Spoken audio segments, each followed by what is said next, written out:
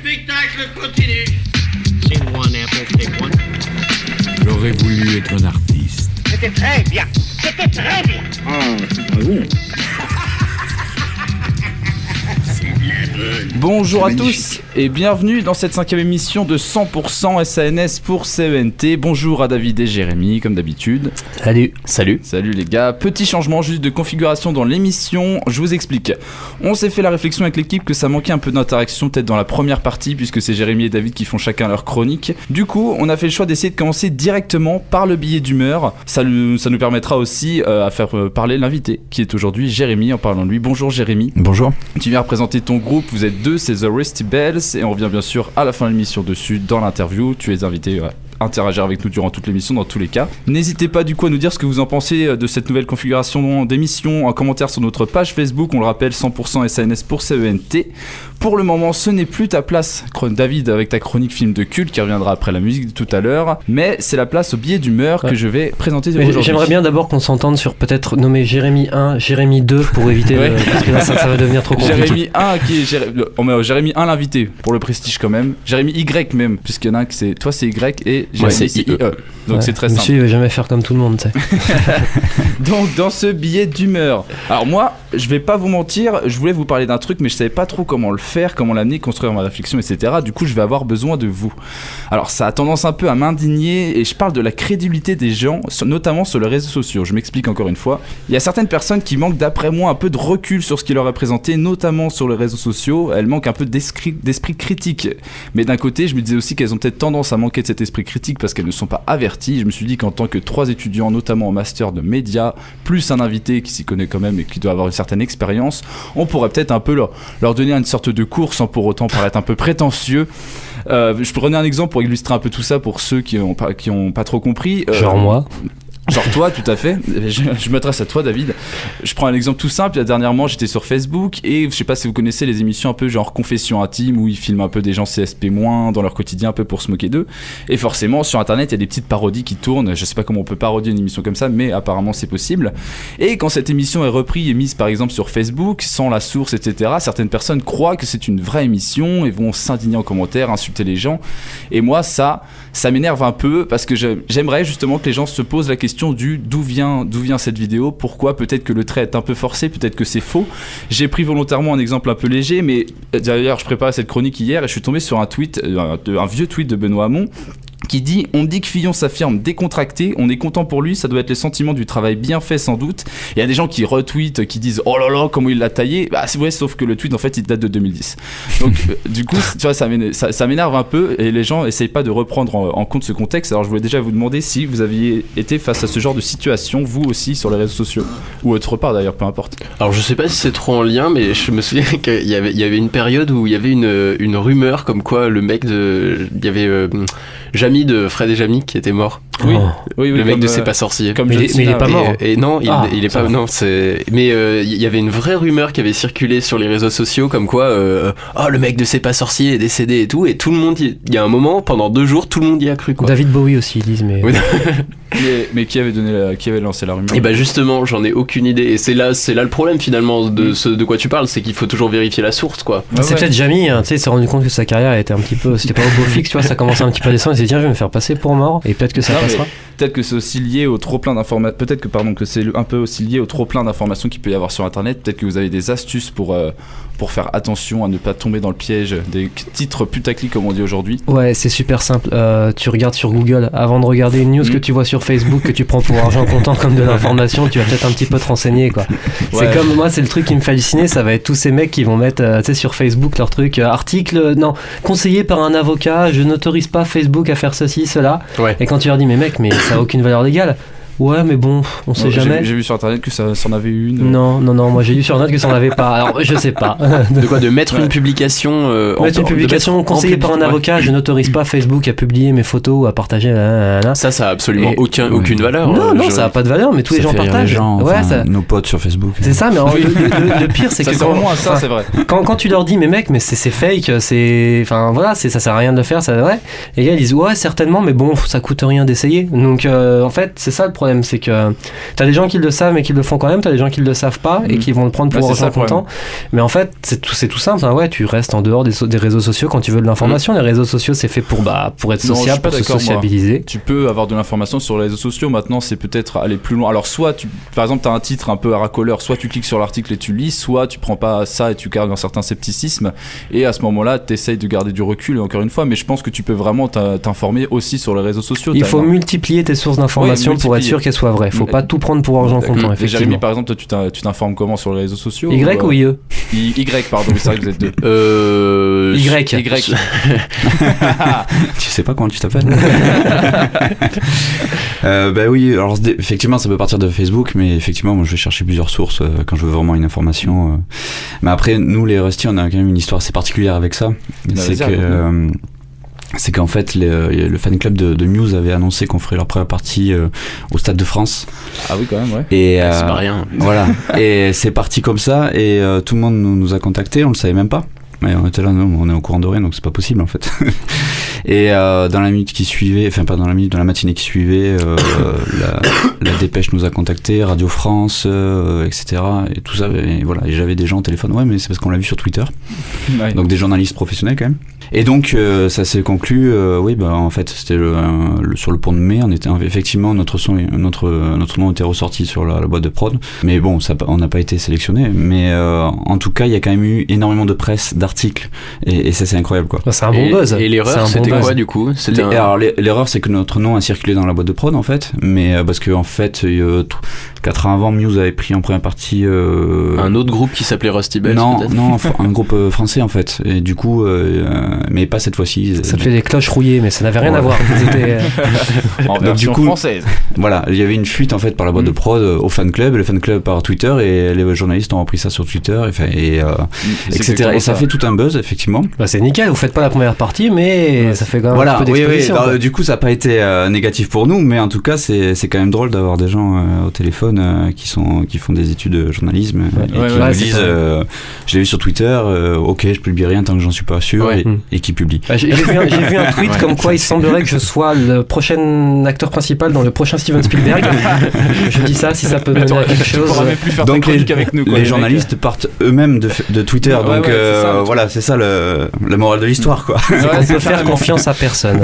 Ok, bah du coup, petite morale, informez-vous, essayez de réfléchir sur le contexte. Essayez de réfléchir tout court. Prenez du recul quoi, genre quand vous voyez un titre de ce genre, tu recules la tête, tu pètes un coup, tu souffles et tu t'analyses le truc quoi. D'accord, très bien résumé Jérémy. Vas-y, moi j'aime bien, ça commence comme une histoire normale, mais ce qui va se passer après va vous surprendre.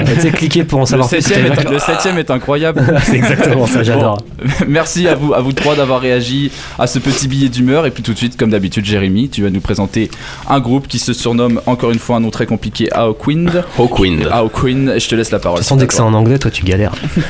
Alors, aujourd'hui j'ai envie de vous parler d'un bon vieux groupe de space rock des années 70, et au passage de rendre un petit hommage à un grand monsieur que j'admire beaucoup. Vous connaissez sûrement Lemmy Kilmister. En gros, Lemmy, c'est le symbole même du heavy metal. Il incarne tout ce qu'il y a de plus rock'n'roll en ce monde, et tout simplement vénéré par une immense majorité d'amateurs de hard rock. Une veste en cuir, un chapeau de cow-boy vissé sur la tête, une voix éraillée et une bouteille de Jack Daniels par jour. L'attirail du parfait rocker. Et une mouche. Une bonne grosse mouche. Et pendant plus de 45 ans de carrière, il entretiendra ce qu'il est devenu aujourd'hui. Une légende du rock comme jamais on en avait vu. Lemmy est décédé en décembre 2015 à 70 ans des suites d'un cancer extrêmement violent. Ce qui est incroyable avec ce type, c'est que je me demande toujours comment il a fait pour rester en vie jusqu'à 70 ans. Ce mec ingurgitait une quantité de whisky pas humainement possible tous les jours, fumait du tabac brun comme un pompier et continuait à forcer sur sa voix jusqu'à ses derniers concerts. Son sang a même été jugé toxique par les médecins l'ayant hospitalisé à Londres au début des années 90, ces derniers ayant déclaré « Voyez-vous, si on vous donne du sang pur, vous allez mourir. Mais de grâce, ne donnez pas votre sang, il est tellement toxique que vous tueriez quelqu'un. » Et laissez-moi vous dire qu'avec tout ce que ce mec a dû ingurgiter comme substance, il était presque devenu un mutant quoi. Paix à ton âme Lemmy, donc rest in peace. Enfin bref, parlons plutôt musique. Alors Lemmy est surtout connu pour être le leader du groupe Motorhead. Motorhead, c'est ça.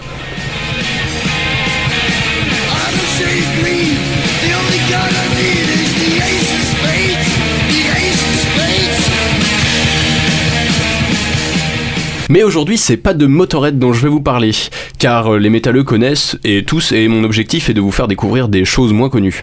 Et donc Lemmy, il en a fait plein d'autres des choses à part Motorhead. Et donc ce qui se passe, c'est que avant d'avoir fondé Motorhead en 1975, il y a eu Hawkwind. Hawkwind, donc formé en 1969, est un groupe britannique pionnier de ce qu'on appelle le space rock. Les concerts, la musique et les paroles décrivent un univers galactique dans lequel des guerriers célestes se battent contre des forces primitives de l'univers. Au passage, si vous êtes un peu curieux, allez voir les pochettes des albums d'Hawkwind, elles sont toutes plus belles les unes que les autres et imagent parfaitement l'univers du groupe. Notamment la pochette de l'extrait de l'album qu'on va écouter aujourd'hui, Hall of the Mountain Grill, où on voit un immense vaisseau spatial écrasé sur une planète inconnue, c'est vraiment exceptionnel. Lemmy intègre donc le groupe en 1971 en tant que bassiste et chanteur et officiera jusqu'en 1975, soit le temps de 4 albums qui sont de véritables perles, alliant rythmique rock effréné et mélodie psychédélique et spatiale à te faire voyager depuis ton siège. Je vous jure, la première fois que j'ai écouté Hawkwind, je me sentais comme un chevalier galactique traversant l'espace à bord de mon vaisseau pour aller combattre des hordes d'envahisseurs barbares. Ouais, j'ai l'habitude. Et tout ça depuis mon petit studio toulousain. Je vous jure, Hawkwind, c'est l'invitation au voyage. Mais pas pour un petit séjour aux Maldives. Non, mec, Hawkwind t'emmène à l'autre bout de la galaxie. Lemmy a donc quitté Hawkwind en 1975, date à laquelle il se fera renvoyer du groupe après son arrestation à la frontière canadienne pour recel de substances illicites. Il fondera Motorhead un an plus tard et deviendra une légende. On s'écoute tout de suite Hawkwind donc. Ça s'appelle The Psychedelic Warlords.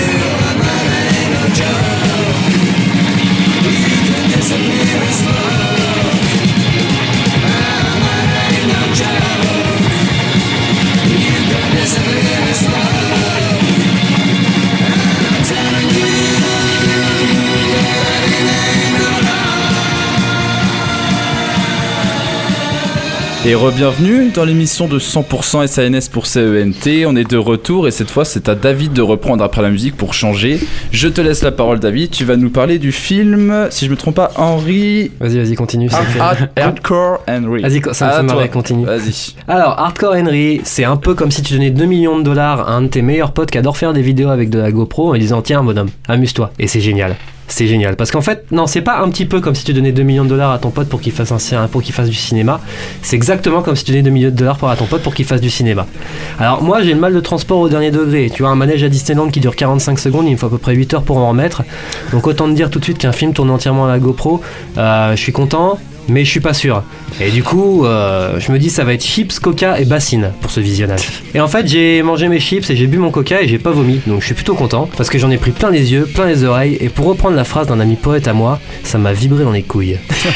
Hardcore Henry, c'est un peu comme un FPS sans la manette joué par un gamer professionnel. Il y a du skill, ça va vite, c'est rythmé et putain ce que c'est fun. Ce qui m'a le plus impressionné, moi, c'est la volonté d'Ilya Naishuller, le réalisateur et donc chanteur du groupe Biting Elbows, un groupe de punk rock russe, d'aller jusqu'au bout du concept. 90 minutes de FPS shooté à la GoPro, il en faut du courage, de l'inventivité et mine de rien pas mal de technique. Parce que ouais, il y a une histoire. Tu te réveilles, t'es à moitié bionique, ta meuf se fait enlever par un psychopathe avec des pouvoirs télékinétiques, tout le monde te poursuit et un mec chelou qui arrête pas de crever et de revenir essaie de t'aider à retrouver la mémoire, à charger ta pile et à trouver ta gonzesse dans un Moscou rempli d'accros au parcours et au flingue. Enfin, Moscou quoi. Et Sharlto Copley le compare de Neil Blomkamp, donc je pense que tout le monde ici a vu District 9, Elysium, oui. Chappie, enfin voilà quoi. District 9 super, j'ai bien. Ah ouais, c'était j'ai pas du tout aimé Chappie par contre, personnellement. Mais parce que t'as mauvais goût de toute façon, c'est normal. Non. Et donc ouais, effectivement Sharlto Copley qui était aussi dans Oldboy, qui était aussi dans l'agence touriste, qui pour moi sauvait le film du naufrage parce que son personnage était vraiment exceptionnel. C'est un mec qui te fait une partition d'anthologie parce que non seulement il joue un personnage, mais en fait il en joue 15 quoi. Et il en joue 15 qui sont super bien écrits, super bien dessinés, c'est des gros stéréotypes, mais tu te marres. Et en plus, on a même un caméo de Tim Ross qui va apporter un petit plus à l'ensemble, un petit plus un peu professionnel, genre tiens, il y a un vrai acteur, donc c'est plutôt cool. Bon acteur, Tim Ross. Ouais, Tim Ross, c'est un super acteur. Mais pour moi, ce qui va faire d'Hardcore Henry un film culte, parce que le film culte, effectivement, c'est un terme qui est un peu galvaudé. Un film culte, c'est un film qui, au fur et à mesure des années, a réussi à attirer un public et à faire en sorte qu'on commence à le suivre de cette manière en créant un culte autour du film. Dont on se rappelle quoi. Voilà, donc un film qui est sorti en 2015, c'est pas un film culte. Mais pour moi, c'est un film culte en devenir. Parce que pour moi, c'est un film punk. C'est un film punk au niveau de la mise en scène, c'est un film punk au niveau de ses ambitions, c'est un film punk au niveau de sa soundtrack. C'est un film qui se libère de toute ambition plastique de révolutionner le cinéma pour avoir du fun à l'état pur. On réinvente pas la roue, on sert de ce qu'on a pour t'en mettre plein la tête, on est entre potes et on s'éclate. Alors pour moi, un film tourné avec une action cam, monté sur Final Cut avec des effets spéciaux réalisés par Blender, donc Blender c'est un logiciel open source pour les effets spéciaux que tu peux faire tranquillement à la maison. Avec logiciel de 3D quoi. Ouais voilà, ouais exactement, mais vraiment un logiciel que tout le monde peut se procurer, c'est pas du mal. Oui. C'est des GoPro, bon il y a eu un montage etc, quelque chose qui a été fait pour que ce soit au niveau esthétique et au niveau du film, que ce soit pas trop shaky camé, mais ça reste quand même un truc fait à la maison entre potes, c'est limite c'est des films faits à la maison quoi, avec la musique des copains de Biting Elbows et tout ça. Hardcore Henry pour moi c'est un vrai manifeste de ce qu'on peut faire quand on a de la passion, du talent, un bon entourage et putain ce que ça fait du bien. Et si vous avez aimé le dernier clip de The Weeknd, False Alarm, qui a fait un super buzz aussi, et bien devinez qui l'a réalisé.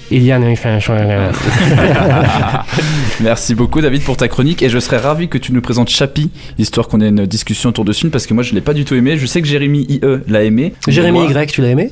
Je l'ai pas vu. Moi je l'ai pas vu hein. Ah pardon, je croyais qu'on en avait parlé déjà. Ça devait être avec David alors. Mais moi j'ai aimé. J'ai pas du tout aimé. Mais donc si tu veux en parler un jour, je serais ravi. On passe à la dernière chronique, à la dernière partie, l'interview de The Bells, The Rusty Bells. Vous êtes un groupe formé en 2014 et vous êtes deux. Alors aujourd'hui tu es tout seul pour représenter le groupe. Tu es Jérémy et tu es avec Christophe. Tu es au chant, à la guitare et au clavier quand lui s'occupe de la batterie et des séquences. Vous êtes originaire de Saint-Sauveur, tout près de Toulouse, et votre truc c'est le rock psychédélique et galactique. Est-ce que déjà jusque-là j'ai bon? Mais oui, tout à fait. Ok. Je sais même pas comment tu es courant pour Saint-Sauveur, mais. Je me suis bien informé. Je vois ça. Il a de bonnes sources. C'est moi qui clique sur les titres un peu nuls sur Facebook. Première question toute simple. The Rusty Bells, qui signifie du coup, comme l'a dit David, les cloches rouillées, pardon. Pourquoi? En fait, on voulait se Ça caractérise un petit peu notre son un petit peu fort qui cogne, du coup un petit peu cette image de grosse cloche et rouillé justement avec un son pas très propre, un son fuzz, un son voilà, en fait on fait effectivement de pop galactique psychédélique on va dire avec du synthé et tout, mais effectivement il y a quand même ce côté pas propre et cette énergie rock en fait. D'accord. Voilà, d'où le nom Alors, cloche rouillée. pourquoi pas Rusty Balls à ce moment-là? On nous l'avait jamais faite. Et ouais, bienvenue sur Campus FM. En 2015, vous sortez votre premier single qui s'intitule Run to Stay Inside et vous pouvez tu peux nous en parler du coup. Pourquoi, comment ça s'est fait? Raconte-nous un peu l'histoire de single et c'était quoi l'idée derrière justement musicale? Alors ce single est né en 2015. En fait, on avait été sélectionné par la marque Converse. Du coup, on s'est retrouvé sponsorisé par la marque et du coup, on avait réussi à réunir un petit peu de budget pour passer en studio. Parce qu'à la base, on est vraiment un groupe de live en fait. D'accord. Et du coup, ça a été notre première approche en studio. Donc du coup, on a travaillé au studio La Vache, qui est à côté de Toulouse, à la Pérouse Fossat. Et donc le premier single, Run to Stay Inside. Donc du coup, on a pu mettre sur papier, sur écrit notre univers galactique et une invitation au voyage. Et voilà, c'était le début en fait de nos enregistrements. D'accord. Et là, nouvelle info, mais quand même pas des moindres. Vous avez fait la première partie d'Hubert Félix Stephen, quand même. On le rappelle pour ceux qui ne suivraient pas, mais Stephen, c'est ça. Bien. On recoupera au montage. Non, on laisse comme Non, ça parce que c'est bien. c'est formidable. de la montagne en chantant une chanson paillarde, une chanson de collégien, la fille du coupeur de joie, la fille du coupeur de joie. Voilà, donc c'était la fille du coupeur de joint. J'ai pris la plus connue pour vraiment qu'il y ait le plus de personnes qui reconnaissent. Comment c'est arrivé ça? Comment vous avez réussi Je à suis faire très cette jaloux première quand partie? même. Non mais rassure-moi, coupeur de joint, c'est joint comme le mois. Oui. Ah, ça va. Julien, on le connaît. Donc comment c'est arrivé ça? C'est arrivé en fait, on s'est fait sélectionner pareil, un peu comme Converse, on s'est fait sélectionner parmi 150 groupes et puis on s'est retrouvé devant un jury, jouer avec 2 autres groupes et puis on a remporté. Du coup, enfin ça nous a pas ouvert que ça, mais ça a permis ça aussi. Donc, Est-ce qu'il y avait André Manoukian? Non, Merde. non. Qui vous a sorti des phrases? C'était pour le prix des aventuriers en fait, voilà, et ça s'était compris dedans en fait. D'accord. D'accord. Et du coup, comment ça s'est passé la première partie C'était gros, c'est une Avec sacrée TFN. équipe, c'était une scène immense, pourtant on en a fait. C'était mais à alors, Paris? C'était à Fontenay-sous-Bois, pour le festival Les Aventuriers donc. Et donc c'était vraiment bien. En plus, bon, effectivement, tu es assez fan et.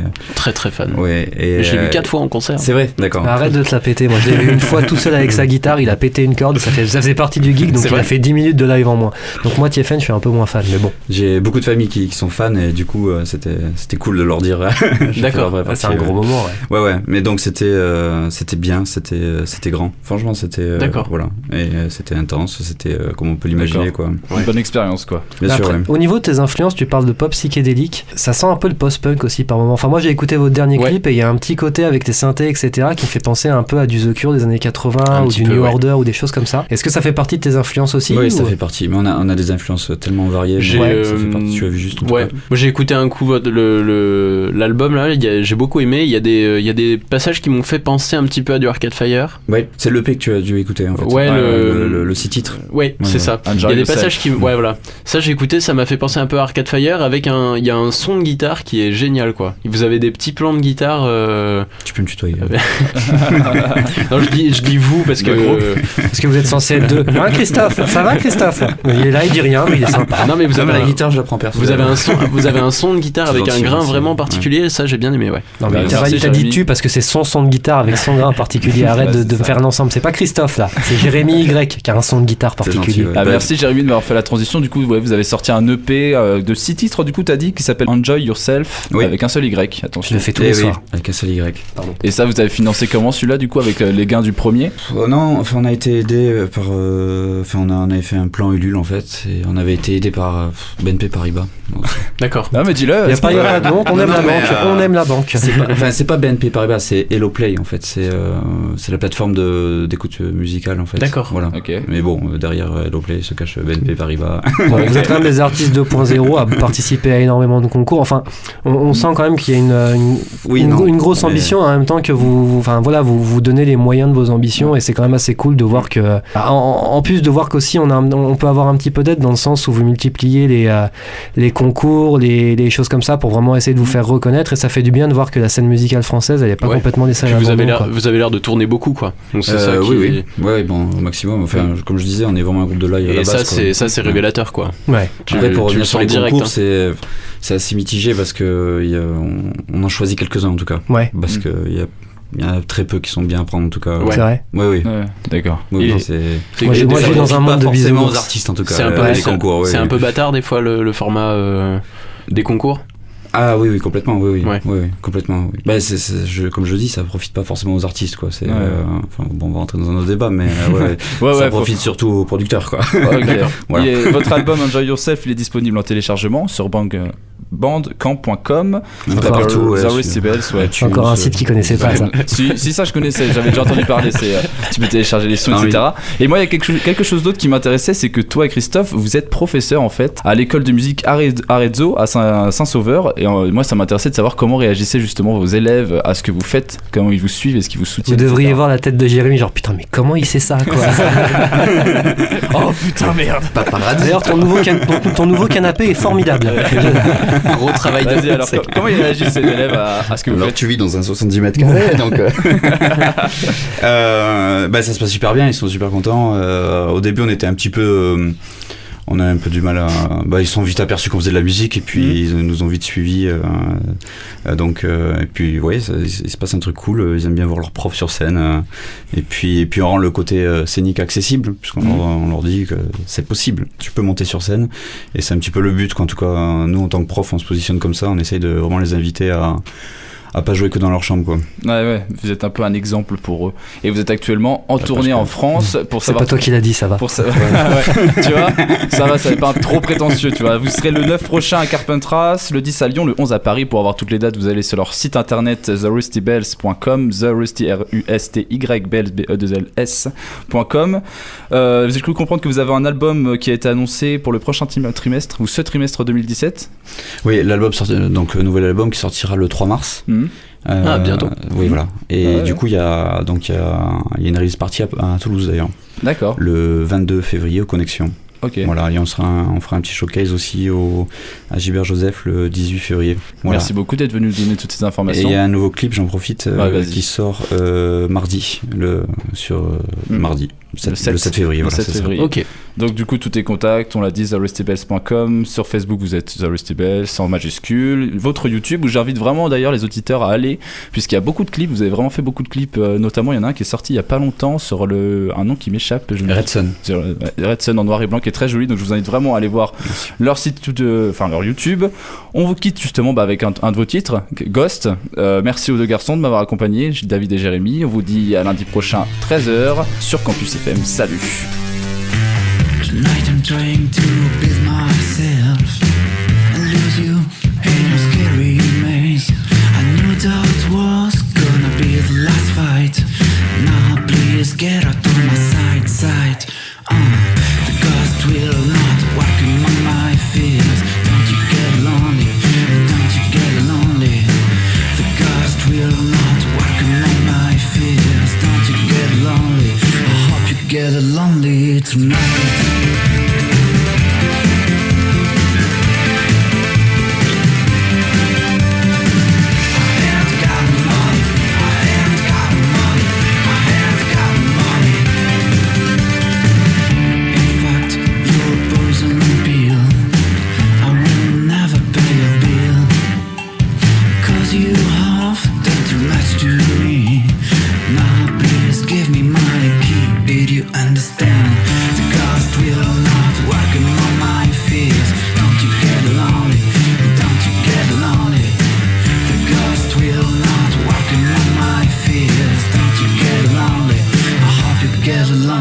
Tonight